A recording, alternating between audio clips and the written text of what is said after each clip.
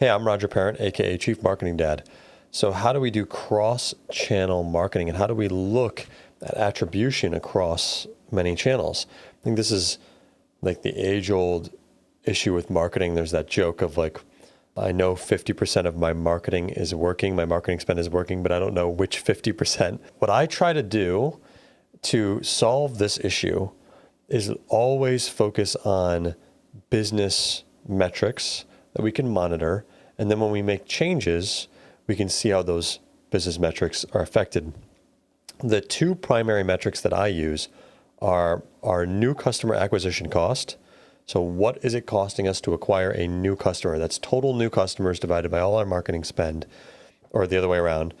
And that tells us how much are we spending to acquire a new customer to ensure that our emails and our existing customer stuff isn't throwing off our metrics. Sometimes a client will run a promo and then the marketing team goes, oh, see, we're doing super good. Let's spend more money on ads. Well, maybe that's not the case. Maybe it's just because you're running that promo that's driving that revenue. So new customer acquisition cost is a big one. The other one is MER, media efficiency ratio. This is our total revenue for the business divided by total ad spend across all channels. And the reason why we look at this is it really cuts through the noise of attribution. It's just, how is the business doing? I have found that sometimes scaling a $1 ROAS channel like YouTube has actually driven more MER to the business because it provides a boost to all the other channels.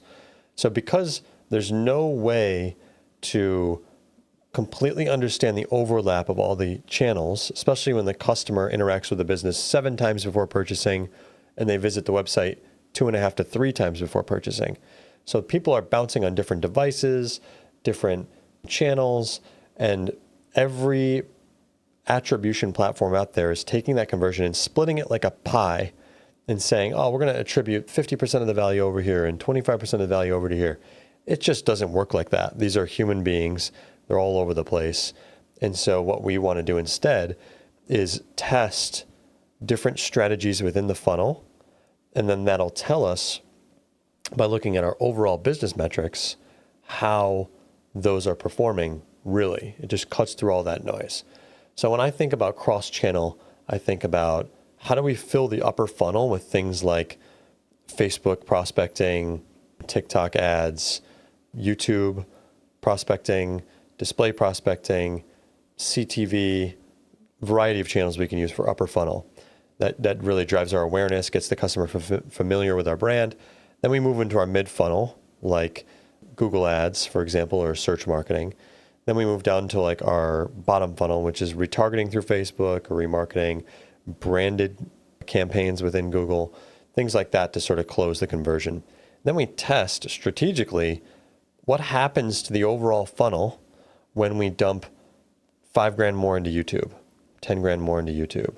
What happens to the overall funnel when we cut branded spend out completely? Do we even need that? Would the customer purchase anyway without that? So that's how we're able to kind of figure out cross-channel where the real funnel exists in this noise of so much spend in so many areas. So that's generally how I do it. I hope that helps.